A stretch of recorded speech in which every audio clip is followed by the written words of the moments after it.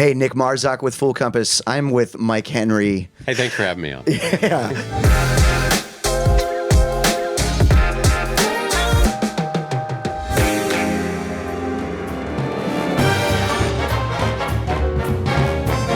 At Full Compass, we know VO, but one of the best ways to learn more about voiceover is to sit down with the pros who are doing it, learn their gear, their technique, what goes into these characters that we emulate or are inspired by. One of my favorite shows growing up was Family Guy. I wasn't always allowed to watch it, but I did. Sorry, Mom. So what a dream it is to go to the offices of one of the main character voices, Mike Henry. He was there from the beginning of the show in the writer's room on the ground floor, through all the cancellations, and all the way up until now, the massive success that it is. Fun recording Family Guy. So I'm so excited to talk with Mike Henry.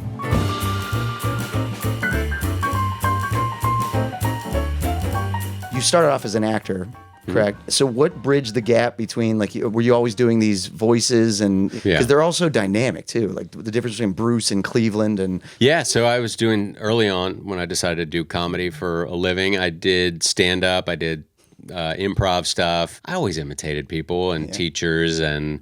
You know, or the comedy comes from when you're imitating someone and then you have them saying something that they would never say. Yeah. And, you know, personality traits. And so, honestly, I created almost all the characters that I do on Family Guy in the writer's room, just sort of out of, you know, remembering somebody that I met or, you know, and doing that where you make them say something they wouldn't say. I created Cleveland in the room, Herbert, Consuela, Bruce, Fuad. Oh, he's funny because he like explains the sarcasm. The joke, And, so all of those were in the room. So and that's the purest way to do it, obviously. I don't know. A friend of mine once said that I have all these components in my personality that come out through these characters. So I play Herbert, so that's a little worrisome. That was just a folksy old man that was things he would never say. Looks like the good Lord just sent me a conversation starter. So yeah, I've got a lot of voices running through the old noggin. Family Guy has such a distinct and signature sound. There's obviously the score, Walter Murphy, who's a genius composer, and Joel McNeely, who's another genius composer, both on the show. That's just not fair. But also the dialogue sound. It's that crisp, right up in your face. It's really dynamic between all the characters. I needed to dig deeper into what is the gear, techniques, and even the room, the space, that is delivering such a great dialogue sound. So I sat down with Patrick Clark. He's the lead engineer and dialogue editor of Family Guy. This is just so cool going to see where it all gets made. Wow, I really love Family Guy.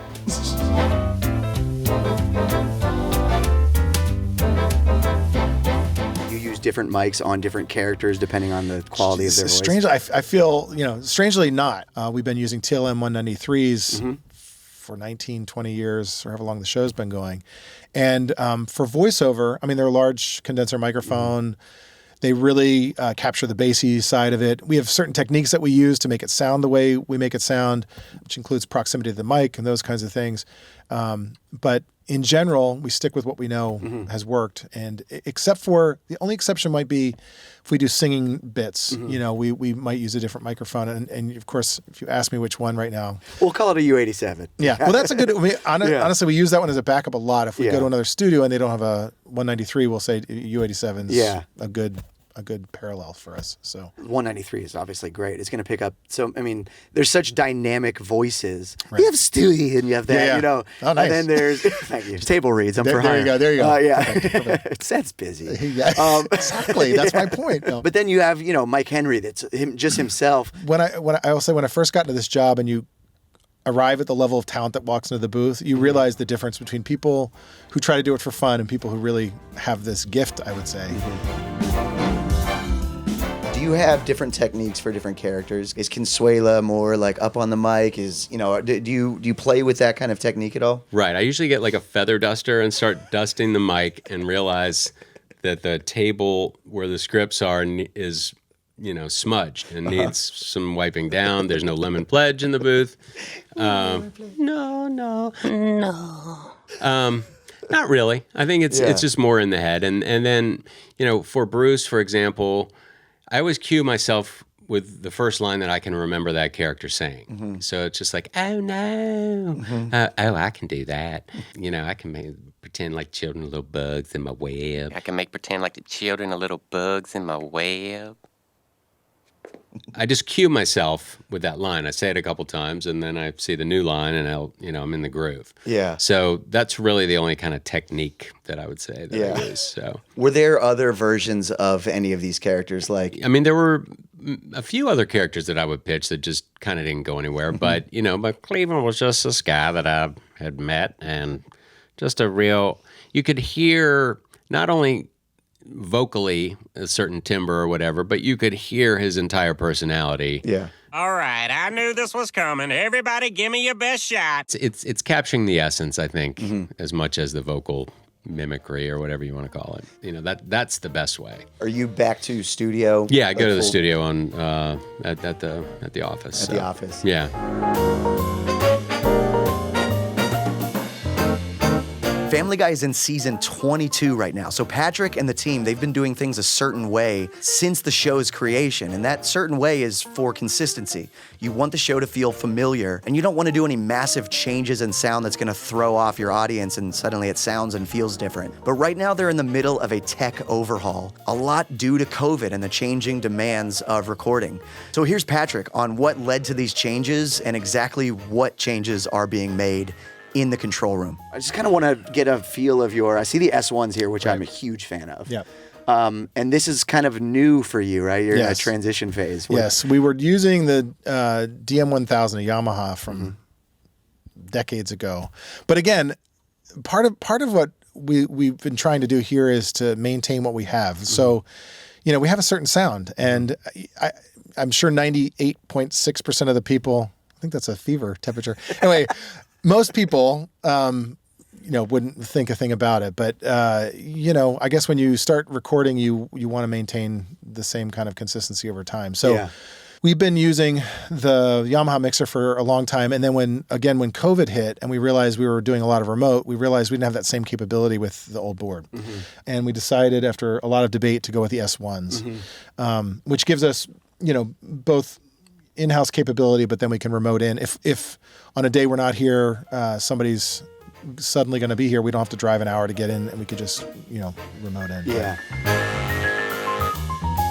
People have their preferences in terms of the liveliness of a room, how dead is it? Right. For animation, are you trying to get, like, we're in this control room and it's not dead. There's still like a little bit of a liveliness to it. Yeah. But in terms of the booth, like, what are you looking for? Do you want it as dead as possible? Well, and again, I got to give credit to Dan Cubbert. He's the one who built this originally. He was the first engineer here. They designed it to be incredibly dead. So when I stepped into this role, I realized, matching that's pretty intense. But the good thing is almost all of our records were done in-house. Everything was very controlled. Family Guy we don't have a lot of backgrounds in our shows. Like if you look at most shows, they mask dialogue, bad dialogue with backgrounds. Not very naked scenes. Yeah. Naked scenes and naked scenes. Sorry, it's Family Guy. Sorry, I couldn't resist. No. Not a real big problem except for when we would record it outside studios. Yeah. You don't want to step on people's toes because obviously engineers out there at these studios know for sure what they're doing. So to communicate to them, like, we need to match our sound because this is just really dead and we don't have these backgrounds. Could you help us out a little bit? Most places were incredibly accommodating. I actually lived in Virginia at the time, and so I would go to a local studio there called In Your Ear, which is a great studio. Not a big problem until COVID came. So, but then when they sort of shut down, what happened then? Was everyone on their own to do a closet or Yeah, I'm having flashbacks of people building forts. Everybody around the world was, a hairless chicken. That's not a phrase. A headless chicken. Come on here, you insult me. Sorry. Everyone was like a headless chicken and figuring out how do we keep this stuff going. And so there would everybody kind of moved to the home situation. Yeah. The best part about being in animation during that time was, if you're in live action, it was just shut down. Yeah. Like, you can't be in person. So we were like, can we actually record without being in person? And I resisted that a little bit until Seth MacFarlane, who I had still, even after COVID started, I was still, up to that time, I was recording him at his house. He has his own studio. So I would go there for records. And one day he basically said, hey, can you just record this from home? Realizing that, Zoom was this tool that you could navigate through people's computers and actually manipulate and control computers. Yeah. Like, maybe this is possible. And so we managed to, he has an S6 up at an Avid S6. It's a little overkill for what we do, but he uses it for a bunch of other projects as well. But we were able to get on using Dadman and remotely work his mixing board.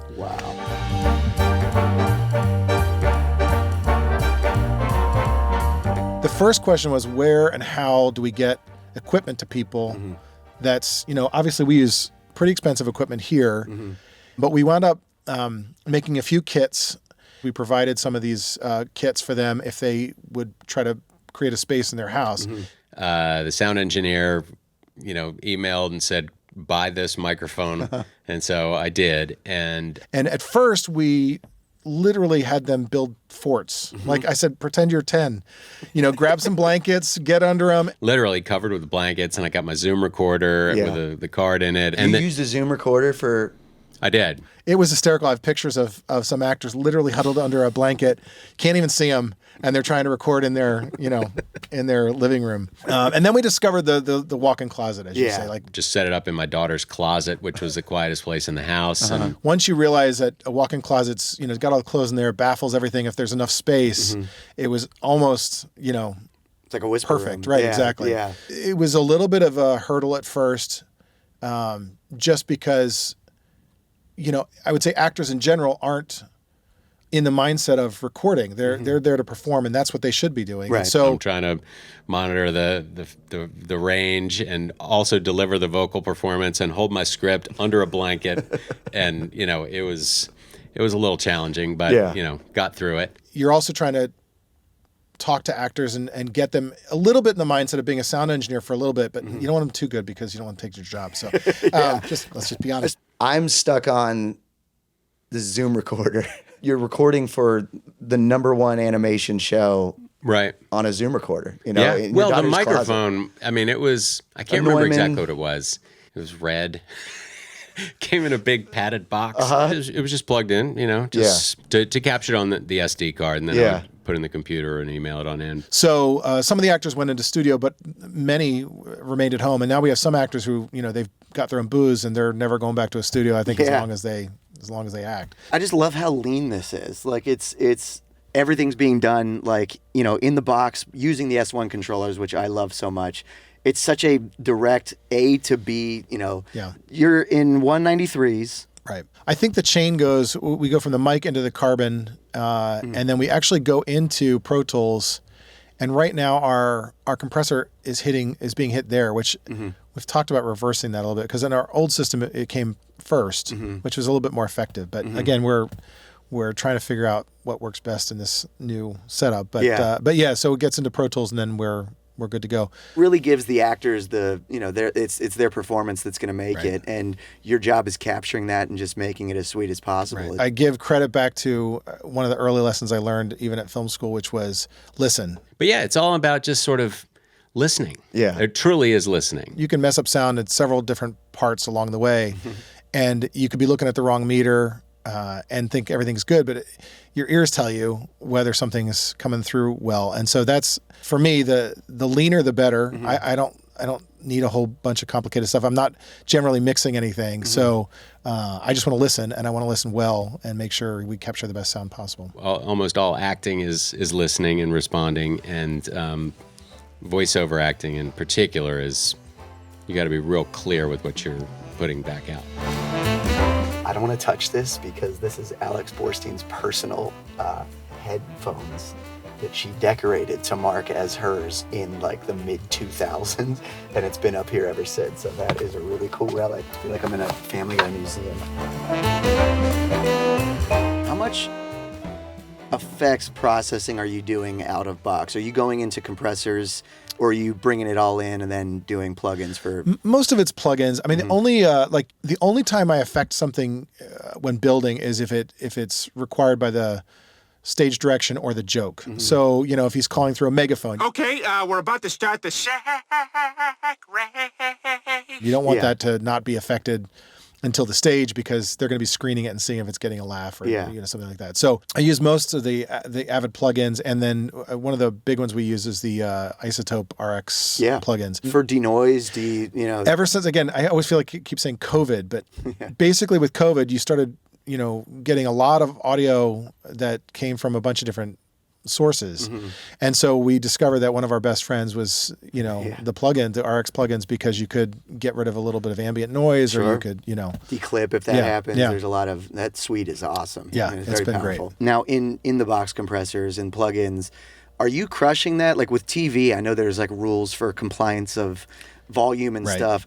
Is it like, do you need like basically a brick wall kind of sound, or do you like dynamics? I think they have, again, this goes to the mixing stage because we keep it wide open here, but then I know they compress it. I mean, it's almost a little painful to watch sometimes. You're like, what happened to all that beautiful sound? But, but it's just the nature of having to be able to broadcast it. This is really in the weeds, but we were recording at 16-bit up until about last year. And every time, industry standard is 24 or higher at this point. But we finally were like, I guess we've got storage space, I think our show's going to be okay for a little bit, so we might as well buy an extra drive. So, not including, everything Walter and Joel are doing, the music, which is iconic. It's just that they're both geniuses. But like just dialogue, how many tracks like typically? It could be as simple as 2 to 3, as much as 8 to 10. Okay. And that is making it sound way more complicated than it is. The only reason we'd have so many dialogue tracks would be group scenes, like if they're in a park and everybody's cheering and we've got a bunch of discrete tracks. I'm gonna need you to stop struggling. We gotta get these. But it is a very simple process, or a simple show, I should say, in the sense that it's dialogue recorded. Our animatics department tends to add most of the sound effects. Well, thank you so much, Patrick. I definitely want to get in there and just take a look at the booth and feel like I'm on Family Guy for a second. Well, maybe we can sneak the casting. My joke even fell flat. It was great. This is why I'm a sound guy. I don't make the jokes. We fix it in post. Well, thank you very much for having me. Thank you so much, Patrick. I appreciate it. Thanks. Brian, pie tastes better with Cool Whip. It was done right here. Oh, is Joan of Arcadia on? Peter, I always shop with Full Compass. Oh, Joe, you've never used it. Yes, I have, you dumb baby.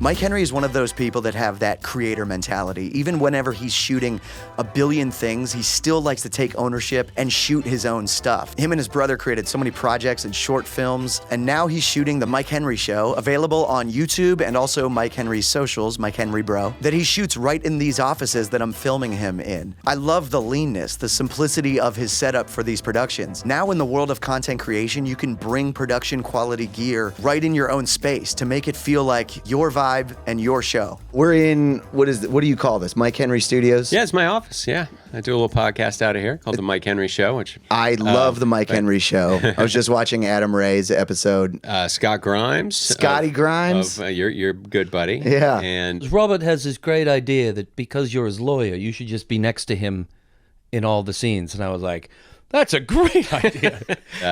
We got Seth Green rolling up. I just recorded him. It's so much fun. What inspired you to start The Mike Henry Show? I enjoy conversation, and I like hearing people's stories, and I like interjecting jokes. Yeah. And so during COVID, I did this little thing like Instagram Lives. Yeah. And, captive audience. Everybody's trapped at home. But I had a lot of, big people on there, and it was really cool.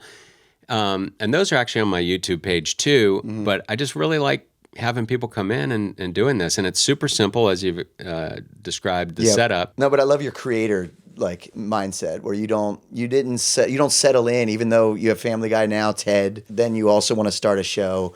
You seem like you're very finding opportunities, which is thank you. I mean, that's always how I've been. Even like when I was doing stand up, when I first started out when I was 24. Doing stand-up and took some writing classes and Groundling stuff and, started auditioning for commercials, whatever. I was like, no one's going to see me doing stand-up at 11:40 on a Tuesday night at the Coffee Roasters. I'm not going to get discovered there. Yeah. And I need to really just learn how to make the stuff. And yeah. So I did. I just started producing commercials, and you just do it. And Yeah. you just make it. You're making The Mike Henry Show in this room. You could make this anywhere, realistically. You build a room in your house. and set up your cameras. Everything's so compact. No, literally. I mean, I got 2 cameras on sticks and tiny little monitors on top of them. I've got 4 lights. You know, literally, this stuff just lives in here. Yeah. And so now I have a different zoom in here, just this little thing that we're both plugged into. That thing is cool. I haven't seen that because I was familiar with I think it's the H4n that you have. It's got like the little cross. Yeah. But this thing is really cool. It's just a box and it's just a mic input feed. Yeah. That's pretty wild, man. Yeah, yeah. It's set up in 10 minutes. So it's cool. Well, thank you so much for talking to me. You got it. Yeah. Yeah, Nick. Thank you. I thought you were Nick Offerman. I didn't, you know. Slightly different demeanor. I don't know what else I'd be doing right now other than stuff that's more important than this. Actually, I think you helped me put that home studio together too. So right back at you. Give me some advice on it. FullCompass.com for all your gear, whatever audio, voiceover, all the stuff, musical instruments. That's your place. The Mike Henry YouTube channel, Mike Henry Bro. Check that out. You can see all my little talk shows and some old clips of like Family Guy, Cleveland Show, real old shorts my brother and I did, and CrossEyedTV.com as well. So check those out. A lot of fun stuff. And thank you for having me. Mike Henry, thank you. Those are so his mannerisms. Thank you so much for watching, and thank you to Mike Henry and Patrick Clark for letting me invade their spaces to learn more about pro animated voiceover. Keep it right here on the Full Compass channel for more interviews, gear reviews, and so much more great content, plus some bonus footage from these interviews. Go to FullCompass.com to get your pro gear right now. What's that website, Mike? FullCompass.com. It's so great.